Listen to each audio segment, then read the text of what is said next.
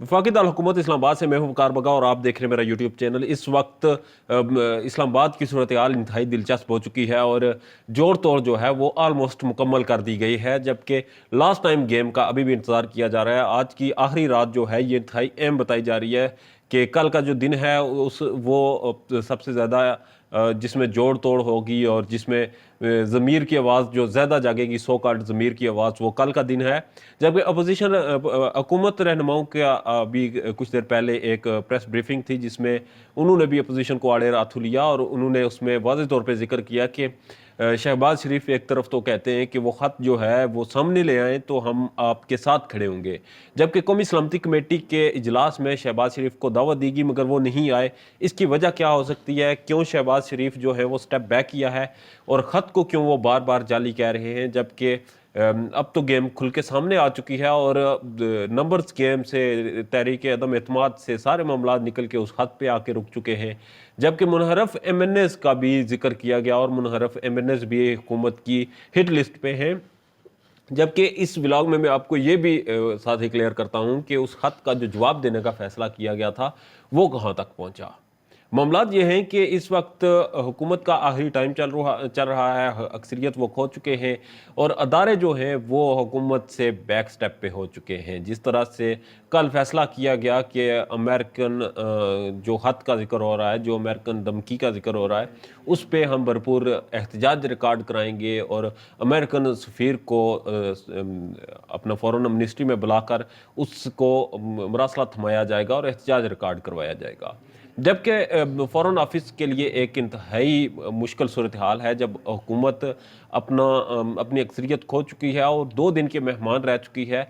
And उस वक्त में आप किसी एक बड़ी ताकत के साथ तल्लुकात की शिद्दा उस हुकूमत के कहने पे नहीं कर सकते, जबकि इस सारे मामले में फॉरेन ऑफिस की एक क्रेडिबिलिटी का भी बड़ा सवाल उठाया जा सकता है कि वो अपनी क्रेडिबिलिटी उनकी कितनी है और उनके साथ अगर खुफिया तौर पे कोई बातचीत की जाती है तो वो उसको कितना ही सीक्रेटरी लग सकते हैं। ऑफिशियल सीक्रेट एक्ट की भी बात की जाए तो उसके तनाज़र में भी ये जो ख़त है ये अब वाज़ेह हो चुका है और सामने ले आया जा चुका है। बहरहाल इसमें कोई दो राय नहीं कि ये मीडिया पे लहराया नहीं गया, मगर उसके मंदरजात जो हैं वो तकरीबन क्लियर हो चुके हैं, सामने आ चुके हैं। तो एन इस वक्त में जब उसके मंदरजात सामने आ चुके हैं और ख़त भी अमेरिकन एक साबक पाकिस्तानी एक साबक सफ़ीर जो अमेरिका में मुकीम है, उन्होंने अमेरिकन हाई ऑफिशियल से बातचीत की और उस बातचीत का अहवाल लिखा। उसमें जो भी बातें हैं इमरान खान को हटाया जाए, ये जो भी चीज़ें हैं, मगर इस वक्त पॉइंट जो है नोट करने वाला ये है कि ख़त आ चुका है, हालात जो हैं वो कशीदा हो चुके हैं। हुकूमत जो है वो उस ख़त को बुनियाद बनाकर बोल्ड डिसीजन ले रही है, जबकि अपोजिशन उस ख़त को जुटला रही है। वो कह रहे हैं कि इस तर्ज का हाथ ही नहीं, वो तो खुद शाह महमूद कुरैशी ने लिख के प्राइम मिनिस्टर को पहले अमेरिका भेजा और अमेरिकन उस शख्स से वापस प्राइम मिनिस्टर को भिजवाया ताकि वो खुद इस सारी साजिश का एक मेन किरदार है। जबकि इस वक्त के हालात जो हैं वो ये हैं कि हुकूमत जा रही है और हुकूमत जाते जाते बोल्ड डिसीजन लेना चाह रही है। अहम बात यह है कि इस वक्त हुकूमत कह रही है कि उनके पास कुछ और सरप्राइज़ है। इमरान खान कह रहे हैं कि वो इतवार के दिन अपना सरप्राइज़ देंगे और एक और ट्रम्प कार्ड जो है वो भी शो करेंगे। अब वो उनका ट्रम्प कार्ड कौन सा है, मज़ीद हालात किस तरफ जाते हैं, क्या जो इस वक्त तहरीक अदम एतमाद पेश होने जा रही है, जिस पे वोटिंग होने जा रही है एतवार को, वो कामयाब होगी भी या नहीं, या उस तहरीक अदम एतमाद को इस सारे मामले को अदालत देखेगी। हो इस तरह भी सकता है कि हुकूमत कुछ भी उस पर एक्शन ले। जबकि मुनहरफ एमएनएस के हवाले से भी हुकूमत ने एक प्लान तैयार किया हुआ है और वो कहते हैं कि जितने भी मुनहरफ एमएनएस हैं उनके खिलाफ कार्रवाई की जाएगी। चूँकि होता तो नॉर्मली ऐसे है कि जब कोई एमएनए मुनहरफ हो जाए, हाउस क्रॉसिंग हो जाए, तो उस शख्स के खिलाफ कार्रवाई तब की जाती है जब वो हाउस क्रॉस करता है। इन लोगों ने तो अभी हाउस क्रॉस नहीं किया, इन्होंने मुखालफ सिमत में वोट नहीं दिए। जबकि हुकूमत का पॉइंट ये है कि वो सामने आ चुके हैं, वो सिंध हाउस में बैठे हुए हैं, तो जाहिर सी बात है वो अब वो हाउस क्रॉस कर चुके हैं और उनके खिलाफ कार्रवाई होगी।